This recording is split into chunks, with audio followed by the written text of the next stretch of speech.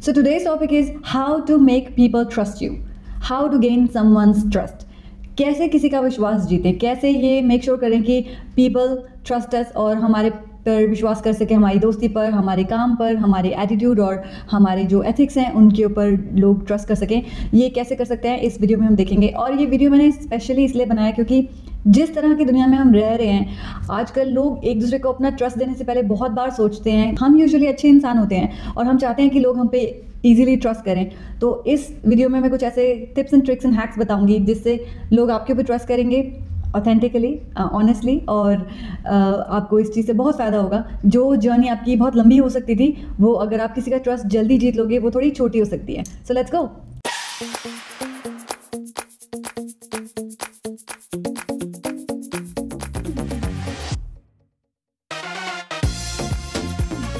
Hello, my name is Jo and welcome back to my channel Urban Life Hacks. तो इस channel पे हम हमेशा बात करते हैं तेज़ तरार रफ्तार वाली ज़िंदगी में जीने के कुछ अच्छे टिप्स, ट्रिक्स और टेक्निक्स, जिससे कि आप एक अच्छा सोशल स्टैंड बना सको और सक्सेस के रास्ते पे जल्दी से जल्दी चल सको।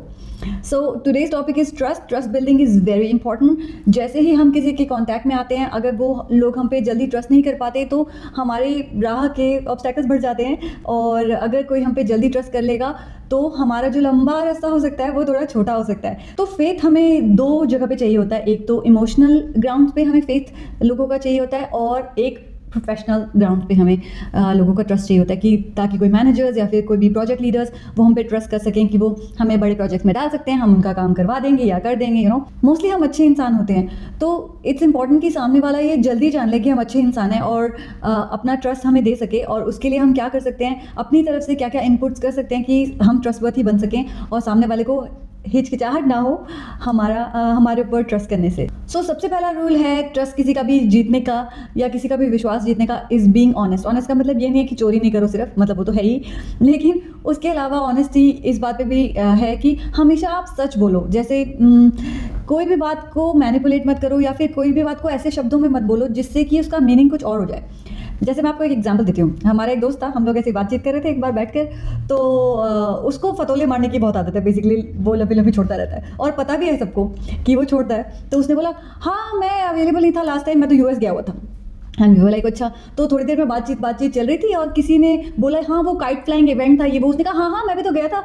देन समबडी कॉट, अरे तूने तो कहा था लेकिन तू लास्ट वीक यूएस में था। So that person was in a very embarrassing situation कि हाथों हाथ झूठ पकड़ा गया। तो उस झूठ को उसको हमारे सामने ये कि वो यूएस था ये सब वो सब बोलने की कोई ज़रूरत नहीं है, हम तो दोस्त हैं राइट।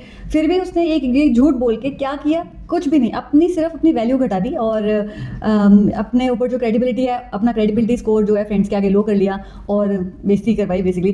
तो कोई फ़ायदा तो हुआ नहीं उससे। तो इसी तरह की ये जो छोटे छोटे झूठ लोग बोल देते हैं बिना किसी बात के, लाइक पैथोलॉजिकल लाइंग जो होती है, बिना बात के झूठ बोलना, उससे कुछ मतलब नहीं है, उससे कुछ ज़्यादा वैल्यू नहीं निकलेगी। तो उस जगह पे झूठ बोल के अपना मुंह खराब करके क्या फ़ायदा राइट। तो छोटी छोटी बातों को जितनी सच्चाई से आप रखो उतना ही अच्छा है। जिस मोमेंट पे जैसा फील कर रहे हो वैसा बोल दो। I give you another example.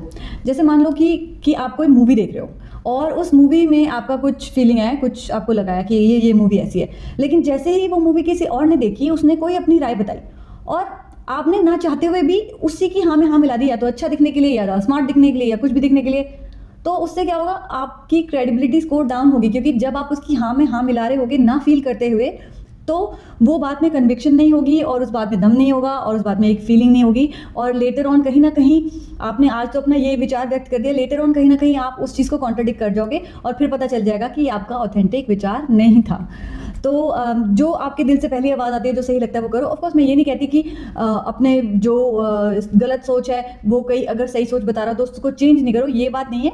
But you understand that honesty and truthfulness in the first feeling right. वो आपको एक प्रोफेशनल एग्जांपल देती हूँ जो कि लाइफ में बहुत ही काम आएगा। जैसे कि आप एक ऑफशोर सेंटर में हो इंडिया में और आपके क्लाइंट्स यूएस में हैं या फिर ऑस्ट्रेलिया में हैं, कनाडा में है, जहाँ पे भी हैं, आपका ऑफशोर सेंटर है और आपको कोई काम दिया हुआ है और वो काम नहीं हो पाया टाइम से। यहाँ बाहर के लोग जो होते हैं वो बड़े ऑनेस्ट होते हैं और बहुत ओपन होते हैं कम्युनिकेशन में। जो प्रोडक्ट्स होते हैं या सॉफ्टवेयर डेवलपमेंट लाइफ साइकिल होता है या जो भी चीज़ें होती है उसमें डिलेस एक नॉर्मल चीज़ है। लेकिन कई बार मैं देखती हूँ कि हमारे जो काउंटर पार्ट्स होते हैं वो क्लियरली अपने जो आउटसाइड काउंटर पार्ट्स होते हैं या फिर जो ऑन शोर काउंटर पार्ट्स होते हैं उनको क्लियर व्यू नहीं देते, उससे क्या होता है आगे की डिसीजन मेकिंग में भी प्रॉब्लम आती है और कुछ ना कुछ गड़बड़ और बड़ी हो जाती है। तो सपोजिटली आपको किसी ने कुछ करने के लिए कहा है और वो आपसे नहीं हुआ टाइम से या आपकी टीम से नहीं हुआ टाइम से, तो बेटर है कि कम्युनिकेट कर दो, ऑनेस्टली बता दो। तो अगली बार जब कुछ ऐसा होगा ना, वो आपके ऊपर ट्रस्ट करेंगे आपकी बात को। क्योंकि अगर मान लो इस बार आपने कहा कि बस रिलीज खत्म होने वाली है, हम अभी रैप करके दे रहे हैं, अभी बस खत्म ही हो रहा है काम, या फिर ये डेटा शीट बनानी थी, मैंने बना दिया, ये कर दिया, हो गया, हुआ नहीं है, और आप कह रहे हो कि कर दिया, हो गया, तो उनको पता चल जाएगा कि कब तक हुआ था और कब तक नहीं हुआ था। तो अगली बार के लिए आप क्रेडिबिलिटी पॉइंट्स लूज कर जाओगे। इस तरह की डिसऑनेस्टी बड़ी ही छोटी चीज़ है, लेकिन लॉन्ग रन में आपको एक डिसऑनेस्ट पर्सन बनाती चली जाएगी। या तो ये हो जाएगा, या फिर आपके जो अच्छे पॉइंट्स हैं, आपके जो सॉलिड पॉइंट्स हैं, वो उनको कम कर देगा क्लाइंट के आगे या किसी भी मैनेजर के आगे या समथिंग। तो लाइफ में अपने पेरेंट्स के लिए भी और अपनी वाइफ्स के लिए भी, अपनी गर्लफ्रेंड्स के लिए, बॉयफ्रेंड्स के लिए भी जो सही चीज़ है वो बोलो। फॉर एग्जाम्पल, आप अगर आ रहे हो कहीं से, अगर आप 5 किलोमीटर दूर हो और आपको नेविगेशन दिखा रहा है कि आप 5 किलोमीटर दूर हो, तो बोलो कि आप 5 किलोमीटर दूर हो। क्योंकि पता नहीं, अभी आप बोल दो कि मैं बस आया 3 मिनट में पहुंच जाऊंगा, और मान लो कि वहाँ पे उसी मोड़ पे आपको जाम मिल जाए, तो क्या करोगे? क्योंकि सामने वाला भी कुछ ना कुछ प्रिपेयर कर रहा होता है आपके आने के लिए, कुछ ना कुछ तैयारी कर रहा होता है, तो उनको भी फ्रस्ट्रेटेड फील होगा और आप भी अच्छी सिचुएशन में नहीं रहोगे। तो बेहतर है कि क्लियर कम्युनिकेशन कर दो कि हाँ इतना टाइम लग रहा है या जो भी है। इस तरह आपकी लाइफ थोड़ी सेट रहेगी। और दूसरा ऑनेस्टी का रूल है कि जब आप गलत हो तो बस मान लो कि आप गलत हो। ज़्यादा किसी अपनी गलती को छुपाने के लिए एक चीज़, उसको छुपाने के लिए दूसरी चीज़, उसको छुपाने के लिए तीसरी चीज़, वो सब करना पड़ेगा। वो एक मूवी थी चंपक भूमिया वाली, उसमें वो एक रात को जॉइंट व्हील पे होता है और एक झूठ को छुपाने के लिए 10 झूठ बोलने पड़ते हैं। मूवी बहुत फनी थी, लेकिन ये रियल लाइफ में जब होता है तो खास फनी नहीं होता। तो एक झूठ को छुपाने के लिए 50 झूठ बोलने पड़ेंगे। तो इससे अच्छा ये है कि अपनी गलती को आप मान लो, क्योंकि उनको लगेगा कि अच्छा ये गलती छुपा रहा है तो मतलब ये हाइड करने वाला इंसान है, तो आज ये हाइड कर रहा है तो और क्या क्या हाइड कर रखा होगा, तो इस तरह की सोच में वो बंदा चला जाएगा सामने वाला और आपको ट्रस्ट नहीं कर पाएगा। तो इस चीज़ के लिए, तो इस चीज़ को रोकने के लिए जो भी आपकी गलती है उसको मान लो, ठीक है यार मुझसे गलती हो गई, ये हो गया, आगे बार से नहीं होगा, या जो भी है, अपनी गलती को एक्सेप्ट करना बहुत ज़रूरी है। क्योंकि गलती ना मानना का मतलब होता है कि आप सेल्फ अवेयर नहीं हो, आपको नहीं पता, आप अपने आप को परफेक्ट समझते हो, और परफेक्ट तो कोई भी नहीं होता। और सिमिलरली अगर आपको कोई चीज़ का आंसर नहीं पता है, प्रोफेशनल ग्राउंड्स पे आपको कोई चीज़ नहीं आती है, एडमिट करने में कोई बुराई नहीं है, और कि हमें नहीं आता, लेकिन उसके साथ साथ आप एक लर्निंग एटीट्यूड शो कर सकते हो। सॉरी मुझे ये प्रोग्रामिंग लैंग्वेज नहीं आती है, बट मैं सीख सकता हूँ या सीख सकती हूँ। ओके मैंने कभी ऑटोमेशन नहीं किया है, but I would like to do that. या फिर पहले मैं एक प्रोग्रामिंग फील्ड में काम करता था, लेकिन अब मैं रिसर्च में आना चाहता हूँ। जो भी आपकी सच्चाई है और जो भी आपकी एम्बिशन है, वो आप क्लियरली कम्युनिकेट करो। और अगर कोई कमी है तो आप एक्सेप्ट कर सकते हो, उसमें कुछ बुराई नहीं है, उससे आप वल्नरेबिलिटी शो करते हो। सो वल्नरेबिलिटी क्या है? It's the ability of showing your true self to somebody else without having fear. आपको ये ना डर हो कि सामने वाला आपको जज करेगा या फिर आपकी बात किसी और को कह देगा। इस तरह की चीज़ ना सोचते हुए आप किसी को अपने दिल की बात बताना, अपनी सच्चाई बताना, अपना कोई बैकग्राउंड, कोई पास्ट की बात बताना। अगर आप किसी का विश्वास चाहते हो तो पहले आपको उनको अपना विश्वास देना होगा। अगर आप सामने वाले इंसान को बोलोगे जाके कुछ दिल की बात और कुछ ऐसे अपने बारे में कुछ खास बताओगे, तो वो भी ओपन अप होंगे। मैं ये नहीं कह रही हूँ कि जाते ही किसी को अपनी प्राइवेट बात बता दो, ऑफ कोर्स ये चीज़ें टाइम से होती हैं। Then another way to bring people to trust you is actually be friends of your friends. क्योंकि जैसे ही अगर आप अपने फ्रेंड्स के बातों का मजाक उड़ाते हो, या फिर जैसे आपके फ्रेंड्स टर्न बैक करते हैं, आप उनके बारे में कुछ उल्टा बोलते हो, आइज रोल करते हो, कोई भी ऐसे एक्सप्रेशंस बिहेवियर दिखाते हो, तो इससे जो दूसरे वाले लोग हैं वो आपके ऊपर ट्रस्ट नहीं करेंगे। वो ये नहीं सोचेंगे कि वो देखो वो उसको लाइक नहीं करता या लाइक नहीं करती तो वो हमारे साइड हैं, ऐसा कुछ नहीं है। बल्कि उनको लगेगा कि वो जब अपने बेस्ट फ्रेंड का या अपने क्लोज फ्रेंड का भी विश्वास नहीं कर पा रहे हैं और विश्वास नहीं रख पा रहे हैं, तो हमारा क्या रखेंगे फ्यूचर में। और ये आपके लिए भी एक टिप है कि अगर कोई ऐसा कर रहा हो तो आप थोड़ा सा सोच सकते हो, थोड़ा सा कॉशियसली चल सकते हो सकता है वो जेन्युइनली भी बात कर रहे हो, बट मोस्टली आप इस केस में थोड़ा कॉशियसली चलना चाहिए।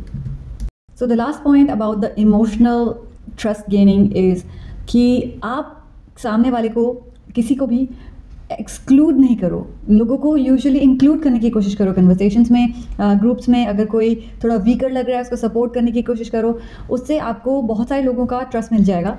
क्योंकि सबको लगेगा कि ये पर्सन सिर्फ अपने लिए ही इन्वेस्टेड नहीं है, ये दूसरों में भी थोड़ा थोड़ा इन्वेस्टेड रहता है और सबकी भलाई में अपनी भलाई समझता है। Try to uplift people, try to motivate people, that will make you a trustworthy person. And लोग ईजिली आपके ऊपर ट्रस्ट कर पाएंगे जब उनको लगेगा कि आप एक कंस्ट्रक्टिव, मोटिवेटिंग, प्रोग्रेसिव पर्सन हो, जो किसी से थ्रेटेंड फील नहीं करता बल्कि सबको साथ लेके आगे चलना चाहता है। तो कहीं पे भी आप मीटिंग में हो, पार्टीज़ में हो या कहीं पे भी हो, इस तरह का थोड़ा सा एटीट्यूड रखने से आपको लोगों का ट्रस्ट इजीली मिल जाएगा। और लास्ट टाइम जो मैंने हाउ टू गेट रिस्पेक्ट वाला वीडियो बनाया था उसमें भी मैंने बोला था कि लोगों के बारे में जानने से, उनकी जर्नी के बारे में जान के और उनकी जर्नी की रिस्पेक्ट करने से हमें भी रिस्पेक्ट मिलती है। एट द सेम टाइम हमें ट्रस्ट भी मिलता है और ट्रस्ट करने के पॉइंट्स भी मिलते हैं। और एक्चुअली लोगों की जर्नी जानने से बहुत सारे डेटा पॉइंट्स मिलते हैं हमको, जिन पे हम कुछ डिसीजन मेकिंग कर सकते हैं। वैसे तो हम किसी के बारे में कुछ भी नहीं जानते हैं, बट लोगों की जर्नी अगर हम जानेंगे तो उनके बारे में कुछ ना कुछ हमें पता चलेगा। वो उनका एटीट्यूड कैसा है, उनकी प्रॉब्लम सॉल्विंग कैसी है, जब प्रॉब्लम्स आते हैं वो क्या करते हैं, जब गुस्सा आता है वो क्या करते हैं, जब खुश होते हैं वो क्या करते हैं। तो आप उनको बेहतर तरीके से जानोगे और उनके साथ बेहतर आपका कोलैबोरेशन रहेगा लाइफ में।